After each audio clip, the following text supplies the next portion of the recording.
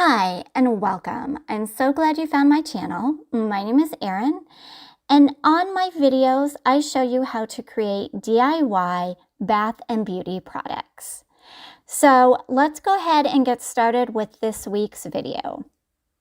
On today's video, I'll be showing you how to make a DIY solid perfume or cologne. This has a lovely fall scent to it, and it is the perfect size to travel with. So let's go ahead and get started. So to make this perfume today, I will be starting out by adding some shea butter to my beaker. I am using shea butter because it helps to retain the beautiful scent in this perfume, but it also is really nurturing and good for overall skin health. This next ingredient, beeswax, will help to make the finished product more solid and firm.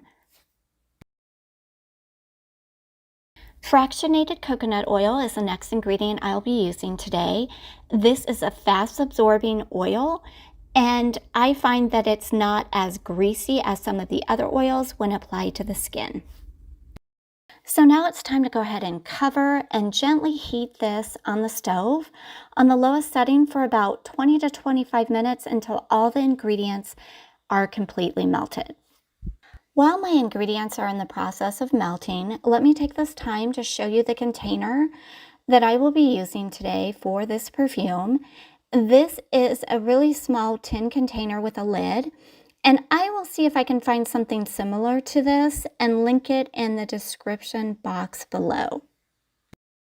Now that my ingredients have completely melted, this next step will need to be done fairly quickly as I don't want the ingredients to become hard, making it difficult to pour. So I will be adding my first essential oil, and that will be orange. Next, I will be adding some cedarwood essential oil. This helps to give the perfume that woodsy smell. The third essential oil that I will be adding is ginger, and this blends really well with cedarwood.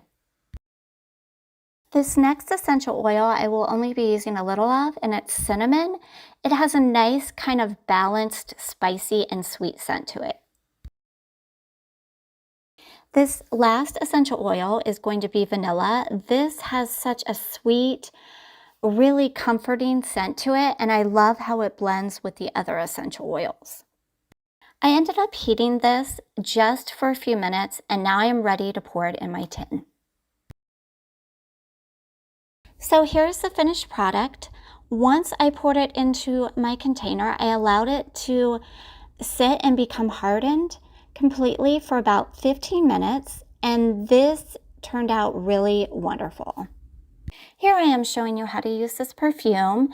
It goes on very nicely, quickly absorbs, and the scent lasts for a good while. Before I end this video, I wanted to share with you the formula that I used today to create this solid perfume/cologne, along with any substitutions. So thanks for watching, and if you'd like to see more DIY formulas, don't forget to like and subscribe.